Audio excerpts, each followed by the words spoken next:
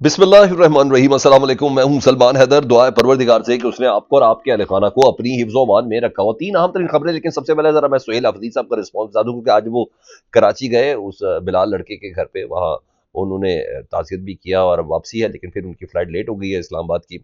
آج نا جیسی وہ گئے تو اس کے بعد نا جو کچھ ٹرولرز تھے، اور خاص طور پر حکومتی حلقے اور خاص جو ایک سرٹن لائن لیتے ہیں، وہ کہتے ہیں یہ جو تیرا کا آپریشن ہو رہا ہے نا، یہ دراصل سہیل آفریدی کی انڈرسٹینڈنگ ہے۔ سہیل آفریدی باہر آ کے بولتے ہیں کہ جو تیرا کے آپریشن میں اس سلسلے میں تبھی تو 4 ارب روپیہ دیا جی ادھر کی نقل مکانی کے حوالے سے، اور جو ڈسپلیس ہو رہی ہے ان تمام کے پیچھے ایک خاص قسم کی انڈرسٹینڈنگ ہے جی۔ سہیل آفریدی نے کہا نہیں، باقاعدہ طور پر میں کہہ رہا ہوں یہ اسٹیٹمنٹ تو کوئی انڈرسٹینڈنگ کا کسی کا تصور بھی نہیں ہے کہ کوئی اس طریقے سے دے گا۔ وہ کہتے ہیں میں بار بار کہہ چکا ہوں، اب سے تھوڑی دیر پہلے انہوں نے ٹویٹ کر کے بتایا، انہوں نے کہا میں بار بار کہہ چکا ہوں کہ اس وقت تیرا کا آپریشن اور لوگوں کا جو زبردستی انخلاء ہے یہ بند کمروں کا فیصلہ ہے، جس کا مقصد دہشت گردی ختم کرنا نہیں، سیاسی عزائم پورے کرنا ہے۔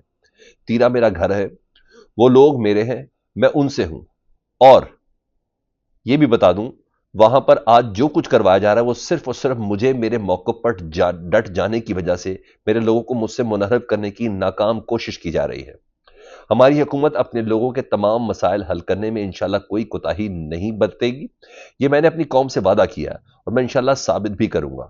ہم پر زبردستی مسلط کی گئی دہشت گردی، لفظ سنے جی، جس کی بنا کر انہوں نے آنکھیں نکالی ہیں، ہم پر زبردستی مسلط کی گئی دہشت گردی، بند کمروں کے فیصلوں میں بدماشی سے جاری کردہ ملٹری آپریشن کے تحت لوگوں کا مجبوراً انخلاء، ان تمام مظالم کے ساتھ ساتھ انتظامیہ کے کاموں میں سیکیورٹی فورسز کی جانب سے زبردستی مداخلت کی جا رہی ہے، تمام پروسیس کو آہستہ کیا جا رہا ہے، لوگوں کی رجسٹریشن نادرا کر رہا ہے جو کہ وفاقی ادارہ ہے، وہاں سے رجسٹریشن میں جان بوجھ کر لوگوں کو تنگ کیا جا رہا ہے۔ سیکیورٹی فورسز کے اہلکار چیکنگ اور آنکھ کا سکینر لگا کر لوگوں کو ویریفائی کرنے میں وقت ضائع کر کے لوگوں کو پریشان کر رہے ہیں۔ گھنٹوں کا کام دنوں میں تبدیل کیا جا رہا ہے تاکہ لوگ تنگ ہو جائیں۔ مجھے بدنام کرنے کی کوشش کرنے والے اپنے اچھے لوگوں کو متاثرہ لوگوں میں گھسا کر ان کو اکسا رہے ہیں۔ تیرا کے لوکل ایم پی اے عبدالغنی آفریدی اور میرے بڑے بھائی جب وہاں پہنچے تو اپنے ٹاؤٹ سے ان کی بےزتی کروانے کی ناکام کوشش کی گئی۔ واپسی میں ان کے لیے سڑک بند کر کے راستے تبدیل کروائے گئے اور ان کی جان کو خطرے میں ڈالا گیا۔ اچھے لوگوں اچھا، یہ اچھے لوگوں سے مراد یہ والے اچھے لوگ ہیں نا، وہ انورٹڈ کاماز میں ہی آ رہا جی۔ انہوں نے کہا اچھے لوگوں کو راستے میں گاڑیاں کھڑی کر کے جان بوجھ کر سڑک پر رش بنایا جا رہا ہے تاکہ عوام غصہ کرے اور منتخب نمائندوں کو برا بھلا کہا جائے۔ وہ کہہ رہے ہیں میرے خلاف گیم شروع ہوئی ہوئی ہے اس چیز وقت۔ دہشت گردی کی جنگ بند کمروں کے فیصلوں سے نہیں جیتی جا سکتی، نیت ٹھیک ہونی چاہیے اور اعتماد کو بحال رکھنا چاہیے۔ تمام سٹیک ہولڈرز کو اعتماد میں لیے بغیر مستقل اور پائیدار امن ناممکن ہے۔ بند کمروں کے فیصلے زبردستی مسلط کرنے کے پیچھے ہمیشہ عزائم کچھ اور ہوتے ہیں۔ خیبر پختونخوا اسمبلی کے قومی جرگے میں خیبر پختونخوا کی ہر سیاسی اور مذہبی جماعت سمیت تمام سٹیک ہولڈرز نے دیر پا امن قائم کرنے کی جو تجاویز پیش کی ان پر عمل کروا کے ہی مسائل کا حل نکلے گا۔ بند کمرے، بار بار کہہ رہے ہیں بند کمرے، میری کوئی ایما شامل نہیں ہے۔ بند کمروں میں فیصلے کرنے والے ذرا نیچے دی گئی تصویر دیکھیں جہاں عمران احمد خان نیازی صاحب کو ختم کرنا سب کا ادھورا خواب رہ جائے گا۔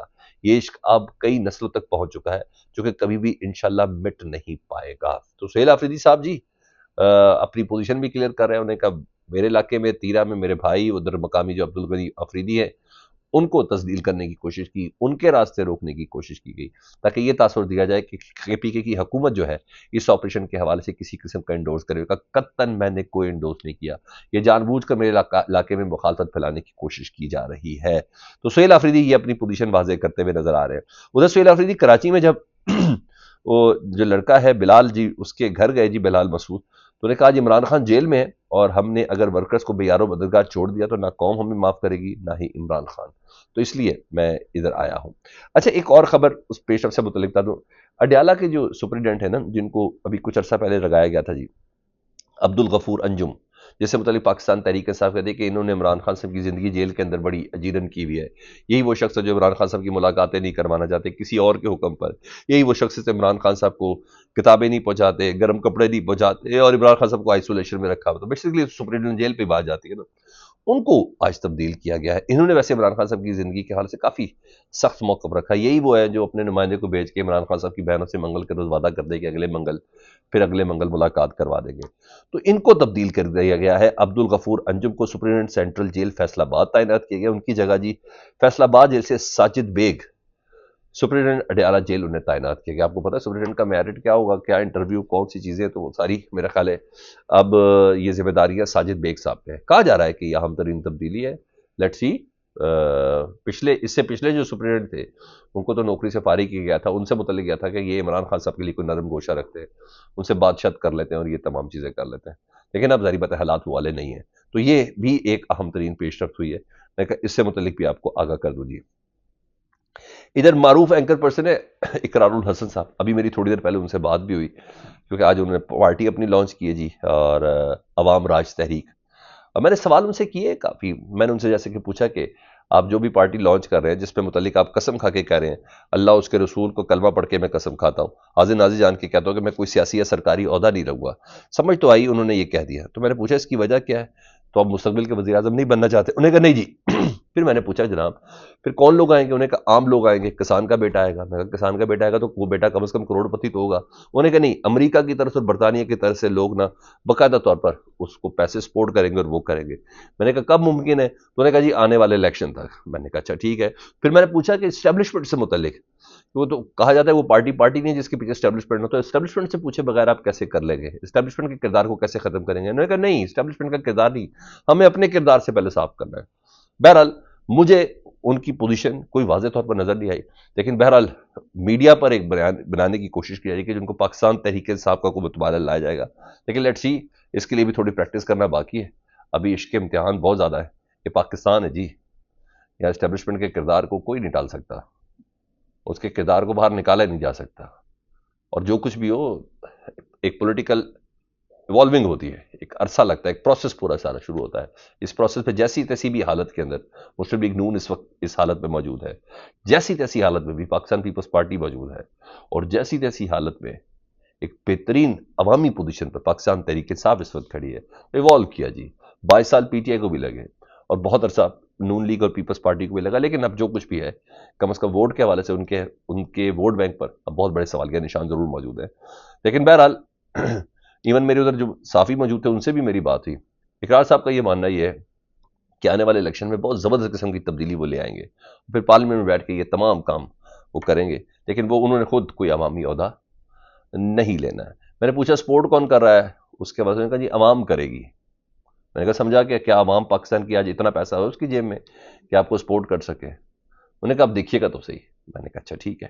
تو بہرحال میں کہیں سے کنونس نہیں لگا, ان کی گفتگو کے اندر کچھ ایسے پوائنٹس ایسے تھے, لیکن بہرحال ان بیسٹ آف لک جی, اگر وہ سمجھتے ہیں کہ وداؤٹ اسٹیبلشمنٹ کی مداخلت کے, وداؤٹ اسٹیبلشمنٹ کی سپورٹ کے, وداؤٹ کچھ بہت بڑے بڑے افراد کی سپورٹ کے وہ سیاست میں اپنی جگہ بھی بنا پائیں گے, اس پارٹی کو عوامی پارٹی بھی بنائیں گے جس میں عوام کا راج ہو, تو اللہ کرے ہم اپنی زندگی میں یہ سب دیکھ سکیں. وہ تو کمنگ الیکشن کے حوالے سے کہتے ہیں.